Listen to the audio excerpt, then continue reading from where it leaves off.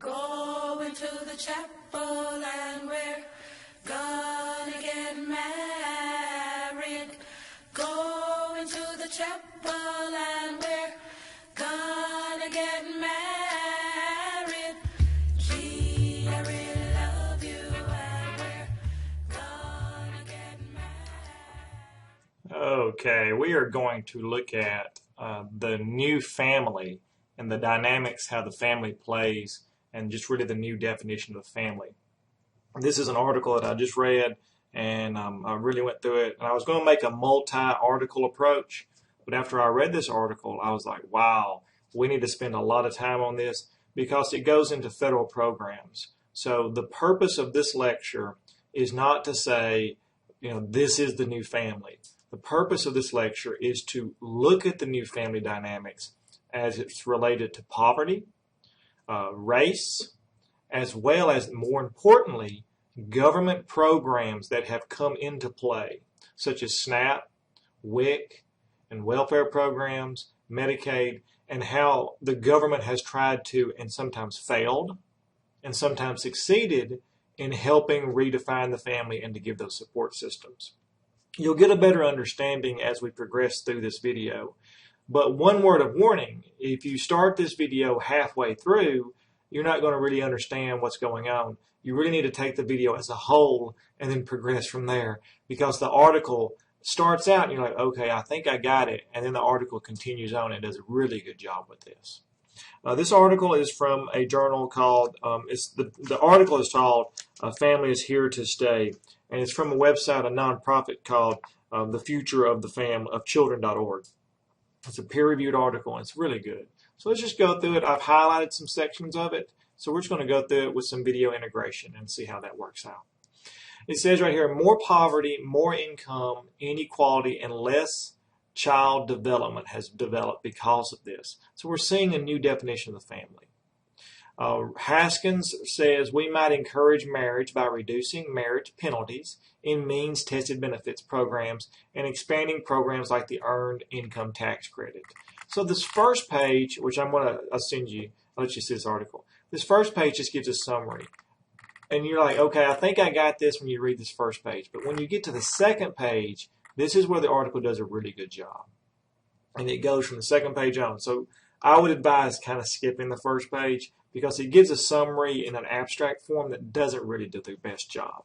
So as you look at the second page, it says that the John F. Kennedy School for Government published in 1976, Here to Stay, The American Families in the 20th Century.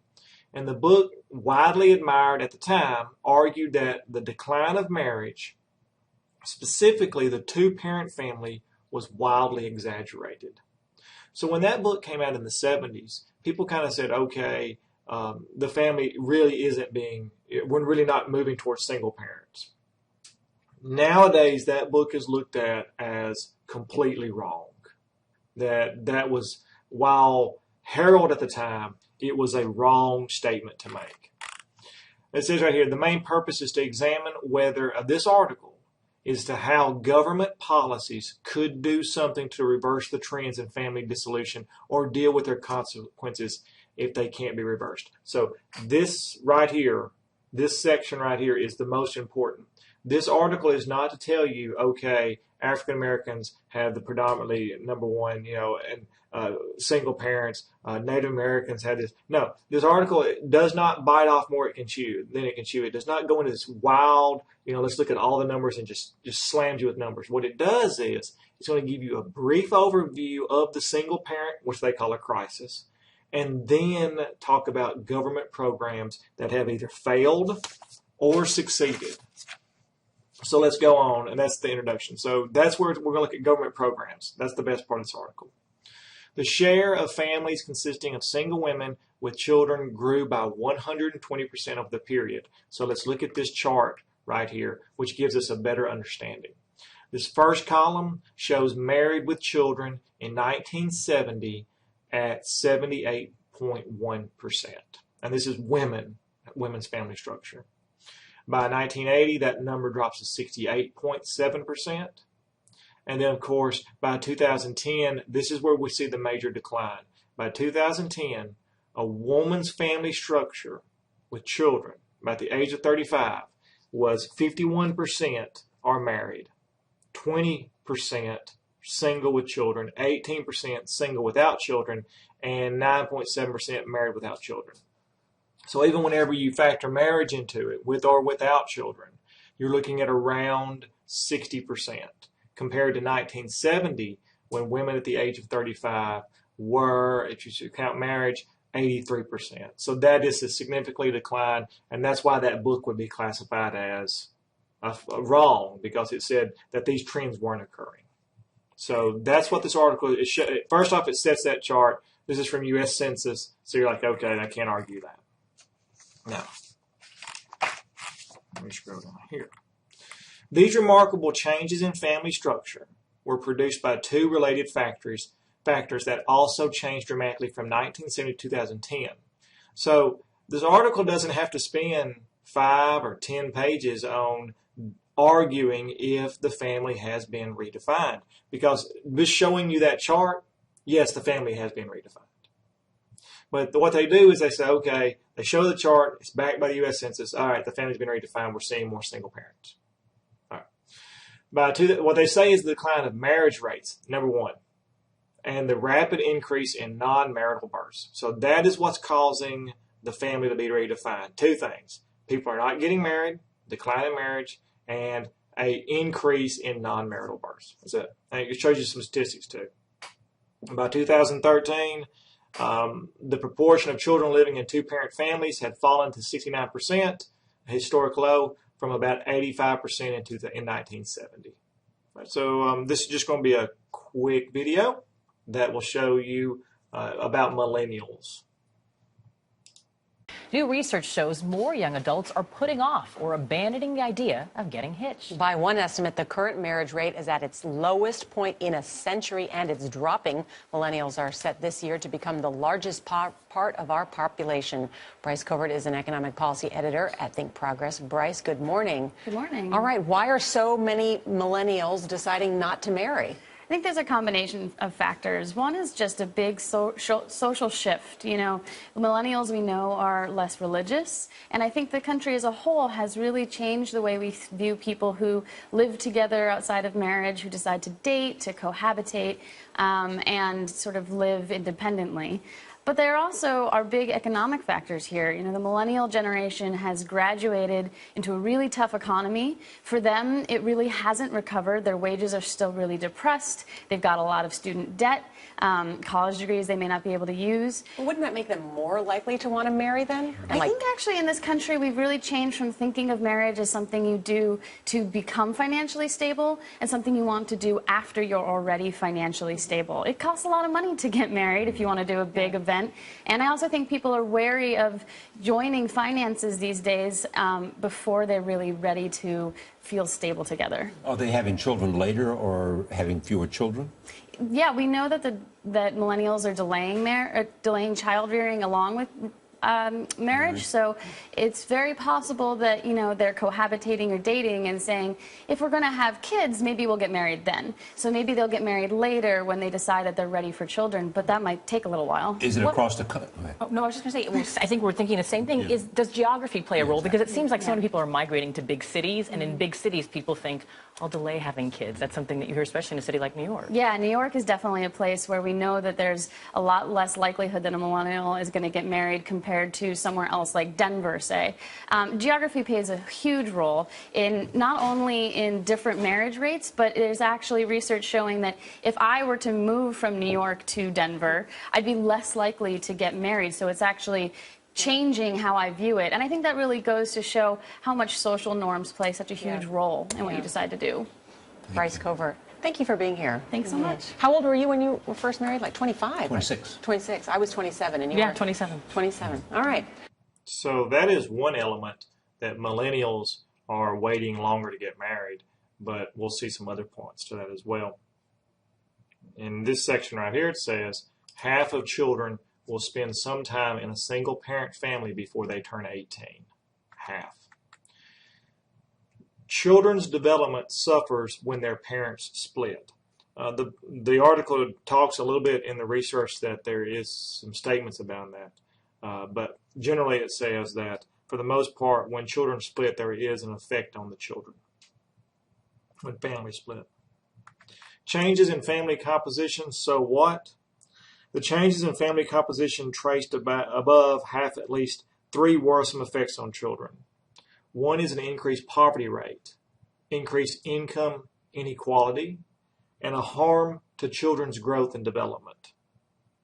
So the first thing is impact on poverty. Since 1980, children in female-headed families have been 4 or 5 times more likely to be poor than children in married coupled families. So the statistics are there, and I'm not going to, if I make these statements, please don't let me offend anyone.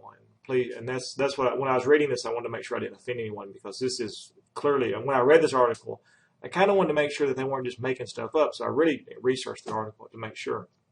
And so please don't say, well, I'm a single mom or I'm a single father and we're rich. This is just statistics, and these are just generalizations that they've made from the statistics. So if you're a single parent and you're rich, great, absolutely.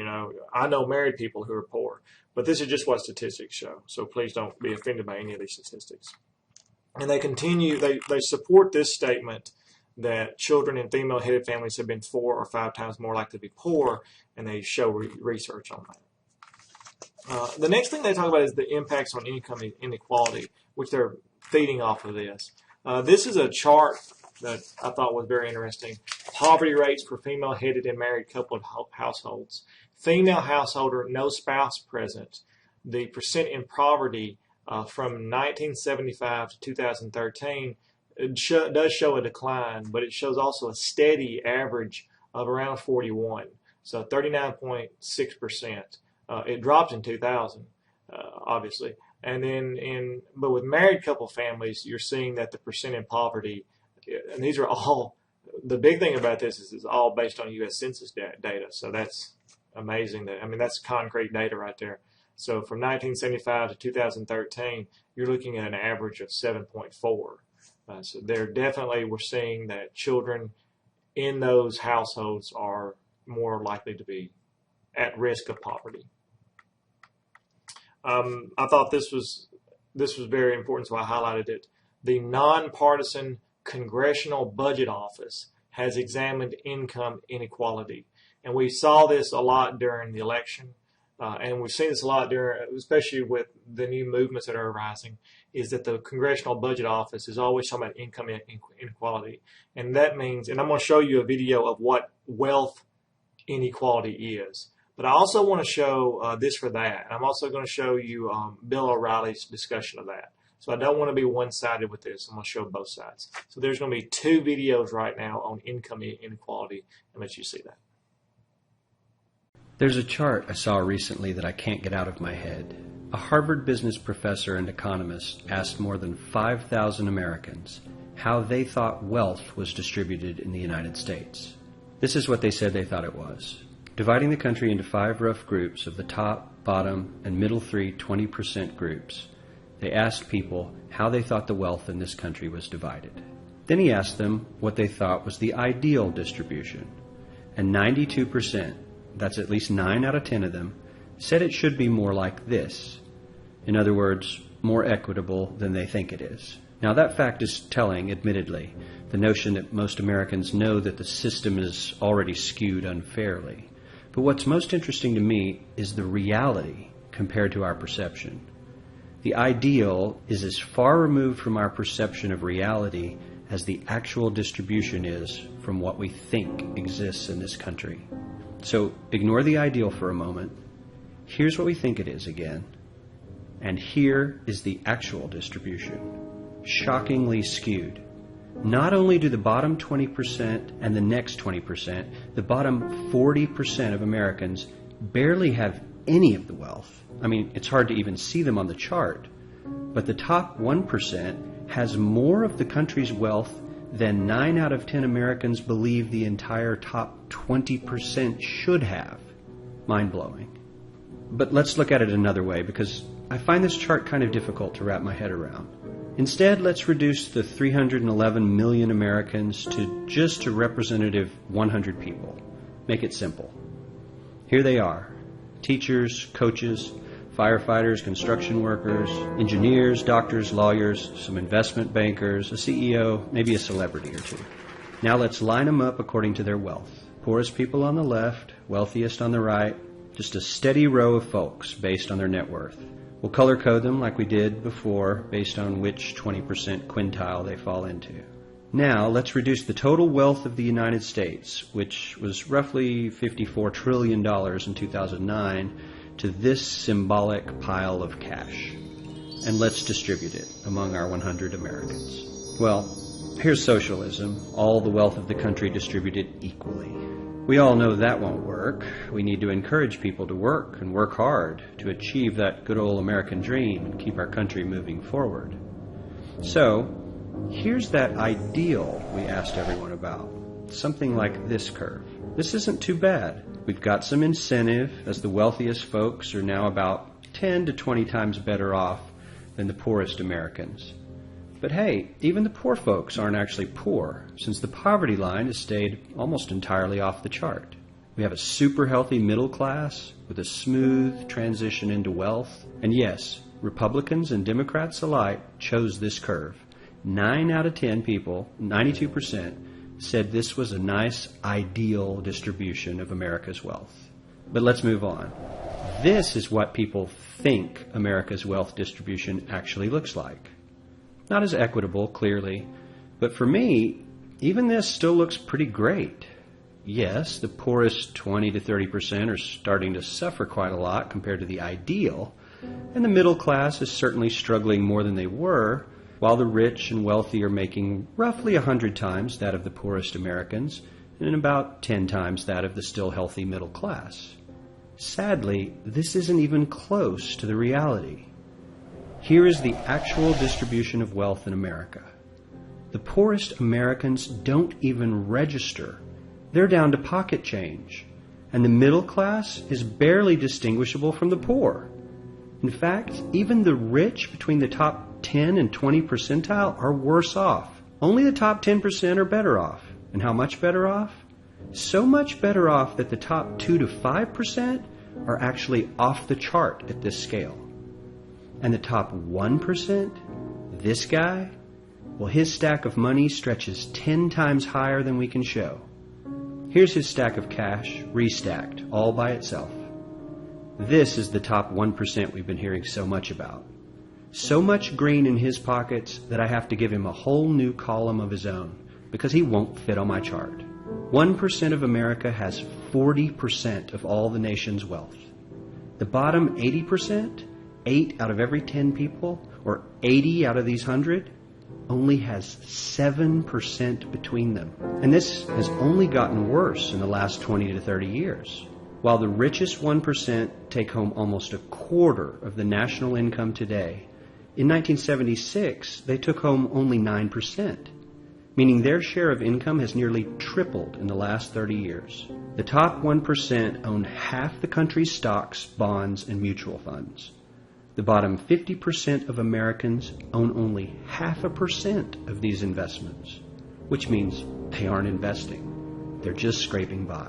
I'm sure many of these wealthy people have worked very hard for their money. But do you really believe that the CEO is working 380 times harder than his average employee? Not his lowest paid employee, not the janitor, but the average earner in his company. The average worker needs to work more than a month to earn what the CEO makes in 1 hour. We certainly don't have to go all the way to socialism to find something that is fair for hardworking Americans. We don't even have to achieve what most of us consider might be ideal. All we need to do is wake up and realize that the reality in this country is not at all what we think it is.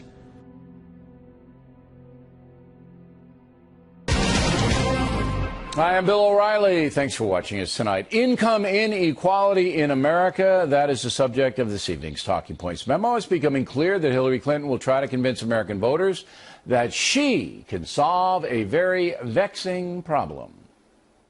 As you look across the country, the deck is still stacked in favor of those already at the top. And there's something wrong with that. There's something wrong when CEOs make 300 times more than the typical worker.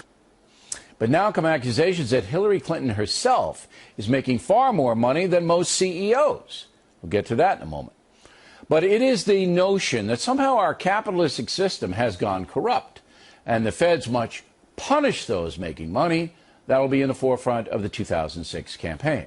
This year, 2015, the feds will gather more tax dollars than ever before in the history of the USA, about $3 trillion. That's because since taking office, President Obama has proposed a whopping 442 tax increases, not counting 20 others associated with Obamacare.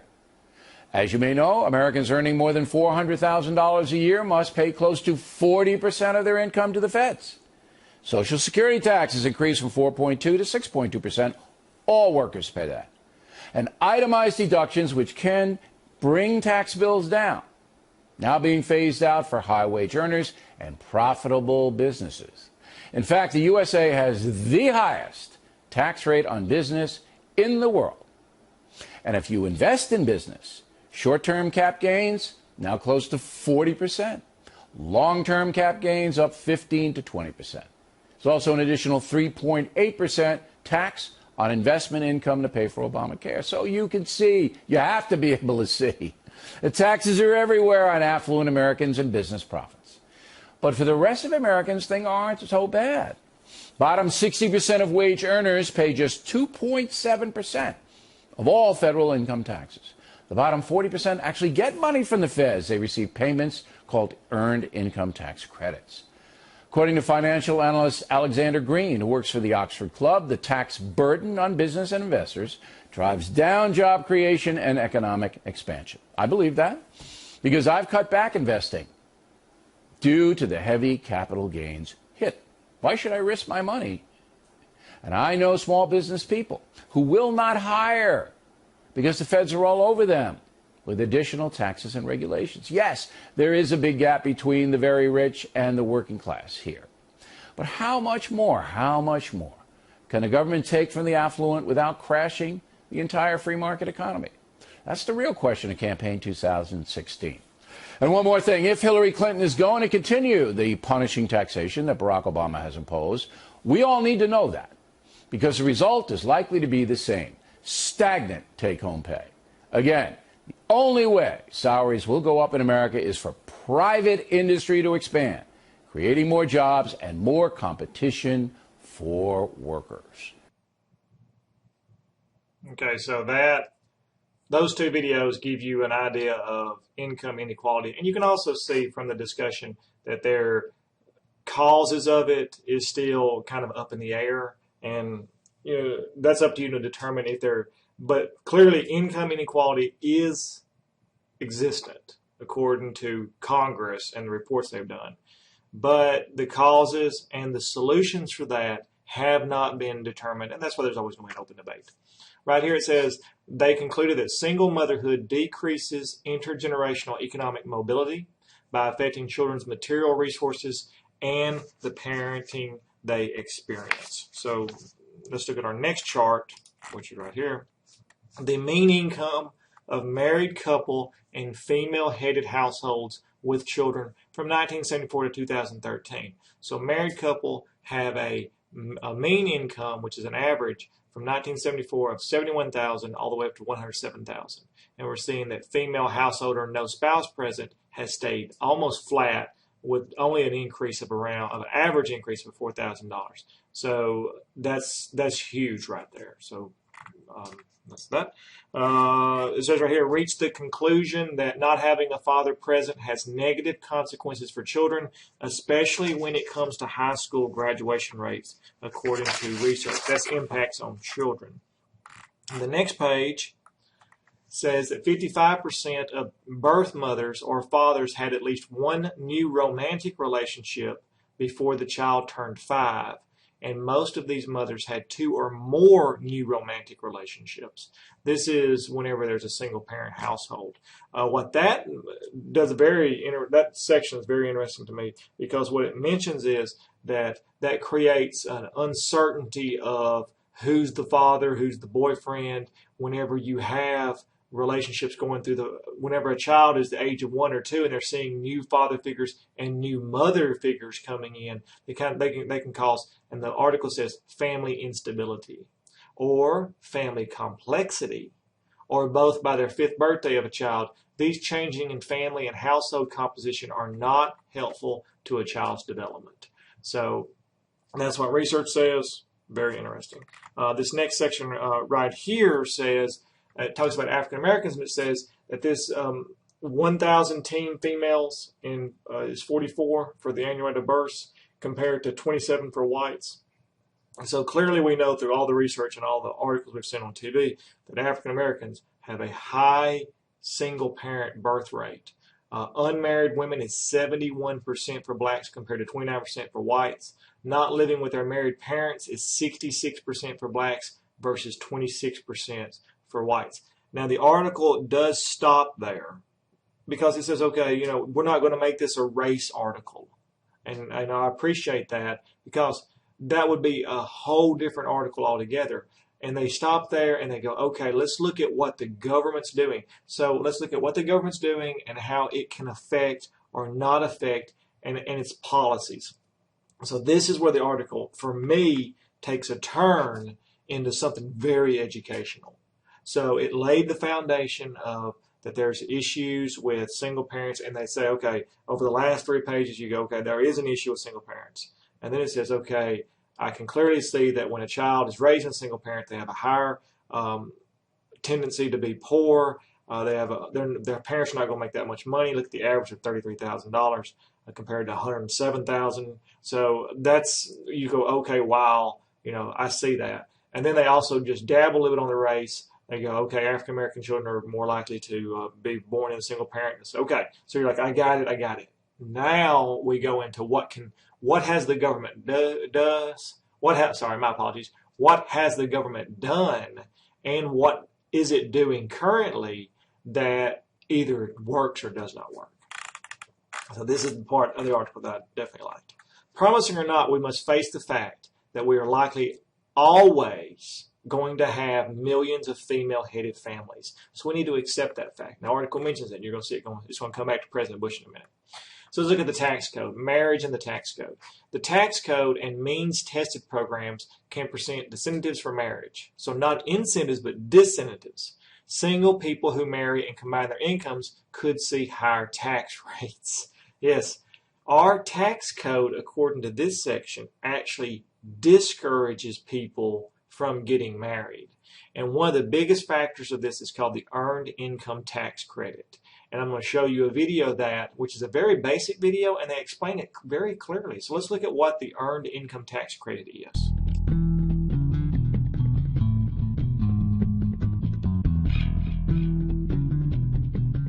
The Earned Income Tax Credit, or the EITC, reduces the tax burden of working families. The EITC is a refundable tax credit. So if the credit that you qualify for is more than what you owe in taxes, you get the additional amount back in your tax refund. To get the EITC when you file your taxes, you have to meet some requirements. The 2 most important requirements are: 1, you must have earned income from a job, and 2, you can't make more than a certain amount of money. This ensures that the EITC helps only the people who need it most: working individuals and families, especially those with children. Here's how it works. Meet John. John is a single parent who works full-time at a local business, where he makes $30,000 a year. He works hard to support his daughter Natasha, and he pays federal and state taxes. After paying for groceries, the rent on his apartment, gasoline to drive to and from work, and daycare for Natasha, there's little money left over, let alone money for emergencies, Natasha's college savings, or future home ownership. This is where the EITC helps John and his daughter Natasha. John finds out about the EITC and goes to the IRS website to see if he is eligible. He makes $30,000 a year, so he qualifies for the EITC as a single parent with one child. When John files his taxes, he makes sure to claim the EITC.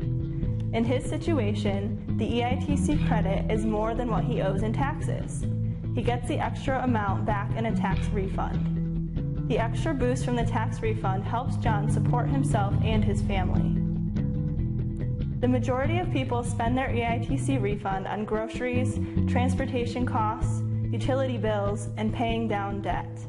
The EITC also strengthens communities. When people spend their refund, it helps local merchants and spurs the economy. You can find out if you qualify for the EITC at irs.gov/EITC. At this time, I would like to keep the video at around 30 minutes, so I'm going to go ahead and make a part 2. So please, at this time, continue to part 2 so we'll finish up the lecture.